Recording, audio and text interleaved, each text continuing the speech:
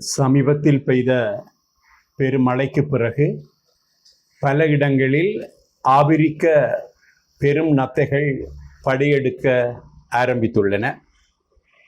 ஏற்கனவே இந்த ஆபிரிக்க பெரும் நத்தைகள் இங்கு அவதானிக்கப்பட்டுள்ள போதும் இப்பொழுது இதனுடைய பெருக்கம் மிக அதிகமாக உள்ளது. பயிர் பச்சைகளை எல்லாம் தின்று தீர்ப்பதோடு நோய்க்காவிகளாகவும் விளங்குகின்றன. இவற்றை நாங்கள் இப்போதே கட்டுப்படுத்த தவறுவோமாக இருந்தால் விரைவிலேயே நாம் பெரும் சீரழிவை, பேராபத்துகளை இந்த ஆபிரிக்க நத்தைகளினால் சந்திக்க நேரிடும். ஆபிரிக்காவை தாயகமாக கொண்டவை. இலங்கைக்கு பிரித்தானியர் ஒருவரினால் இதனால் ஏற்படுத்தப்பட போகும் பின் விளைவுகள், பின் விபரீதங்கள் எதுவுமே தெரியாமல் எடுத்து வரப்பட்டன.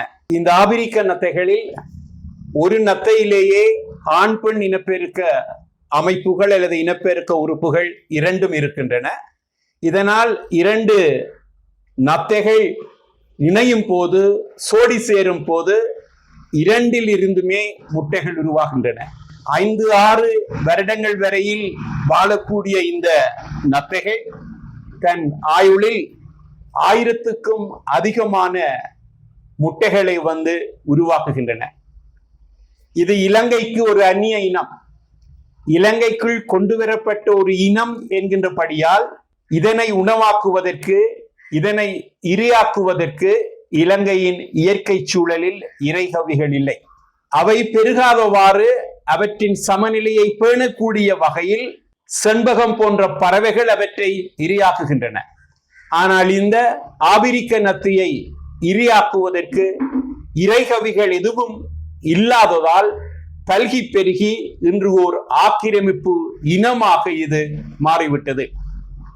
கண்ணில் தென்படுகின்ற பயிர் பச்சைகள், புல் பூண்டுகள், அலங்கார செடிகள் யாவற்றையும் தின்று தீர்க்கின்றன. ஒரு தாவரத்தில் இருந்து இன்னொரு தாவரத்திற்கு இடம்பெயரும் பொழுது அந்த தாவரத்தில் இருக்கக்கூடிய நோய்களையும் இவை காவி செல்லுகின்றன. நோய் காவிகளாக விளங்குகின்றன. இவை மட்டுமல்ல, மனிதனில் மிக பெரும் ஆபத்தை ஏற்படுத்தக்கூடிய மூளை மென்சவு அழற்சியை ஏற்படுத்துகின்ற புழுக்கள் இந்த நத்தைகளில் இருப்பது அறியப்பட்டுள்ளது.